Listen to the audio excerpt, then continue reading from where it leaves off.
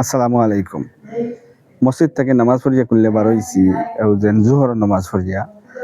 তো বর্তমানে একটা বিষয় দেখাই আর পল্লী বিদ্যুৎ প্রতি নামাজের সময়টা না নিলে কিতে হয়, হয়তো তারা যদি নামাজের 2টা থেকে নিয়ে 1 ঘন্টা রাখিলে বা 2 ঘন্টা রাখিলে মোটামুটি একটা জিনিস হয়।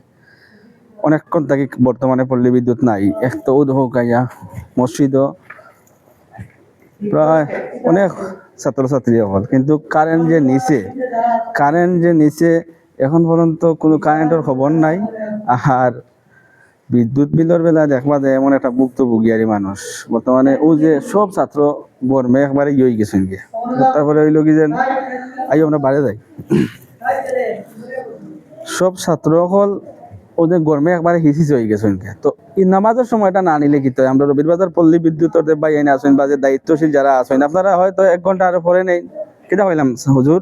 ও যে বর্তমানে হুরুতা হলে ছাত্রছাত্রী হলে যে নামাজ ভোটটা কত কষ্ট না নিয়ে নিজের একটা শৈল গামি গেছে, আস্তে ইয়ে গেছে গিয়ে ছাত্র যারা আছেন তারা ওলা গামি গেছে জোরান নামাজ পড়ি আমরা বাড়াইছিলাম। এই অবস্থাও কারেন্টটা নামাজের পরবর্তী সময় নিলে তো হয়, যেমন পরবর্তী সময়ে নিয়ে যদি আপনি আরো 2 ঘন্টা রাখিলেও সমস্যা কিনা, কিন্তু নামাজের সময়টা আমরা নিয়ে রাখি দিন, রাখার পরে গিয়া ওই যে নামাজ পড়তে মুসল্লি বড় কষ্ট হয়।